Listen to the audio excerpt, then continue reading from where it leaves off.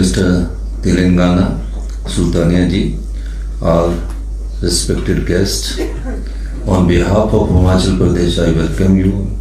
2 साल पहले जब हमारी सरकार बनी तो हमने सबसे पहले अपने प्राकृतिक सौंदर्य को देखा और वेल्थ के रूप में हमने पानी को पहचाना। हमारे पास जो रिसोर्स है, 5 नदियां हैं, ग्लेशियर्स है, बर्फ है, और तकरीबन हमारे से पहले जो पूर्व मुख्यमंत्री रहे उनकी उस समय की परिस्थितियों के हिसाब से उन्होंने समझौते किए। लेकिन किसी भी स्टेट को प्रोस्पेरस बनाना है और सेल्फ रिलायंट बनाना है और फ्यूचर में 2032 में हम अपने आप को रिचेस्ट एंड प्रोस्पेरस स्टेट बनाने की दिशा में जो नीतिगत परिवर्तन ला रहे हैं और 2027 में हम सेल्फ रिलायंट बनने की कोशिश कर रहे हैं, वो अपनी इसी संपदा से कर रहे हैं। इसका सबसे ज्यादा फायदा केंद्र सरकार के पब्लिक सेक्टर ने उठाया। 12-18-30 की हम पॉलिसी लेकर आए। 2006 में जब ये पहली बार पॉलिसी बनी थी, उसमें मैंने मेन आर्किटेक्ट में मैडम स्टोर्स के साथ था। उस समय हमारी पॉलिसी के तहत हमें पर मेगावाट पर जो अपफ्रंट प्रीमियम हमने रिजर्व रखा होता था 10 लाख या 20 लाख, 63 लाख पर मेगावाट हमें प्रीमियम मिला। इस बारे में हमने बात रेवंत रेड्डी जी से की, भट्टी साहब से की। इन्होंने अपनी रुचि दिखाई और पहला स्टेप जो हमारी नीति का है और आत्मनिर्भर हिमाचल का है, उस दिशा में आज हम आगे बढ़े। अपनी वेल्थ का हम पूरा इनसे अधिकार ले रहे हैं। 40 साल बाद ये प्रोजेक्ट बनकर जब फ्री होगा हमें वापस मिलेगा। अपफ्रंट प्रीमियम ले रहे हैं और निश्चित तौर पर हमें इस प्रोजेक्ट को तेलंगाना गवर्नमेंट को देकर फायदा होगा। विन विन सिचुएशन है। इन्हें भी रिन्यूअल की एनर्जी की जरूरत है और रिन्यूएबल एनर्जी बेचने के बाद पर यूनिट में इन्हें रेट अच्छा मिल सकता है। ग्रीन इंडस्ट्रीज के रूप में डेवलप हो सकते हैं, क्योंकि डाटा स्टोरेज के सबसे बड़े आईटी सेक्टर आपके वहाँ है, उसका भी आपको लाभ मिलेगा। वो आपकी अपनी नीति है।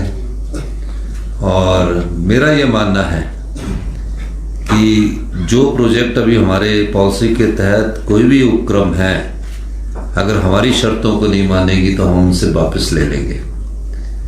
और मेरा ये मानना है कि महज छोटी स्टेट होने का मतलब और आर्थिक चुनौती होने के बावजूद हमें उन चुनौतियों को स्वीकार करना चाहिए जो प्रदेश को आत्मनिर्भर बनाए। 1 साल के भीतर मेरा ये मानना है कि हम अधिक से अधिक प्रोजेक्ट को एडवर्टाइजमेंट करेंगे। हमारी शर्तों के अनुसार लेने को तैयार है तो हम जो भारत सरकार के पब्लिक सेक्टर अंडरटेकिंग है उनसे प्रोजेक्ट क्यों ना लेंगे। तो हर एक कंपनी अपनी बैलेंस शीट को देखती है, अकॉर्डिंग टू कॉस्ट देखती है, पर मेगावाट क्या आएगी उसके हिसाब से लोन के बैलेंस शीट को देखने के बाद, सारी चीजों को देखने के बाद उन्होंने समझौता किया 12, 18, 30, 40, जिसकी ओर आज हमने कदम बढ़ाए हैं। इसके लिए मैं तेलंगाना गवर्नमेंट को, भट्टी साहब जो डिप्टी चीफ मिनिस्टर ऑफ, सबका धन्यवाद करना चाहता हूँ। वो 12% फ्री पावर और 1% लाडा पर मान गए हैं, तो मैंने बोला इसमें मानने की जरूरत नहीं है, तो आप अपनी कंपनी से दे नहीं रहे हो। आपके ट्रांसमिशन चार्जेस के अलावा हमारा तो फिक्स रेट होगा। जो गवर्नमेंट की फ्री पावर हमको मिलती है रॉयल्टी के रूप में, we are ready to give them. पर उसके लिए जो भी हमारे अधिकारी बैठकर एक नीतिगत राय लेंगे उसी पर बात करना चाहेंगे, क्योंकि हम चाहते हैं जो हमारी बिजली फ्री रॉयल्टी के रूप में आती है, कई जगह तो हमने बैंकिंग कर रखी है। पानी पर कोई रॉ मटेरियल की कीमत कभी नहीं बढ़ने वाली, ये भगवान पर निर्भर है। पानी जितना बरसेगा, जितनी बर्फ गिरेगी, हिमाचल प्रदेश को उतना ही फायदा होगा। इन्हीं शब्दों के साथ मैं एक बार फिर आप सब लोगों का और पत्रकार बंधुओं का भी धन्यवाद करना चाहता हूँ। इसी को संबोधन को हमारी प्रेस रिव्यू सोच लेना, वो जब तक कंपनी नहीं देखेगी और उसके पिछले सालों के रिकॉर्ड नहीं देखेगी तब तक कंपनी कोई भी डीपीआर नहीं बनाती है। ऐसा ना हो ना कि प्रोजेक्ट बनाया और पानी ही ना हो, तो ये स्टडी करना बहुत जरूरी है। लेकिन मुझे लगता है कि अब टेक्नोलॉजी बड़ी अच्छी आ गई है। कुछ तो हमारे यहाँ इसलिए टाइम लग जाता है कि फॉरेस्ट की क्लियरेंस करने में ही, हमारे 9 NOC लेने में ही टाइम लग जाता है। हाइड्रोलॉजी अगर ठीक है तो उसमें कोई प्रॉब्लम नहीं है, तो इसको जल्दी करवाएंगे। तो अब इन सरकार का हमने तो इनसे पैसे अपफ्रंट प्रीमियम के ले लिए हैं, वो हमारे को उतना आ जाएगा, लेकिन हमारे को भी नुकसान होता है जब इनके पावर प्रोजेक्ट जल्दी ना बने। अब पार्वती अब 22 साल बाद शुरू हो रहा है एनटीपीसी का, अभी 2 टरबाइन उसकी चली है और 800 मेगावाट का है, तो हमको भी नुकसान होता है। हम इनसे स्पीड अप करवाने की भी बात करेंगे, आपकी बात सही है। सर मोजर बियर कह चुका है कि सेली प्रोजेक्ट जो वाइबल नहीं है। कौन? सेली प्रोजेक्ट मोजर बियर जिसके पास पहले ही है। कौन बोलो? जो सेली प्रोजेक्ट पहले मोजर बियर के पास था, वो ये कह चुके हैं कि ये वाइबल नहीं है।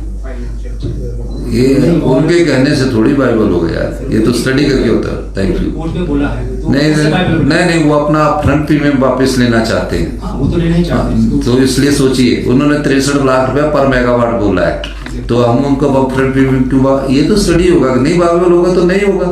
पर हमारे जो प्रोजेक्ट है, जो हमने प्री फिजिबिलिटी की है, हर एक सरकार कोई प्रोजेक्ट एडवर्टाइजमेंट करने से पहले फिजिबिलिटी करती है, हाइड्रोलॉजी चेक करती है, तो इसके हिसाब से सारे प्रोजेक्ट हमारे वायबल है। एक दूसरा है, अभी एक दूसरे क्वेश्चन है, अभी वर्ल्ड वाटर रिपोर्ट जारी हुई है, उसमें यार भैया आज प्रोजेक्ट का है जनरल, उसी पे कर रहा हूँ। उसमें रिपोर्ट में कहा है कि लाहौल स्पीति के जो ग्लेशियर्स हैं वो रिट्रीट कर रहे हैं।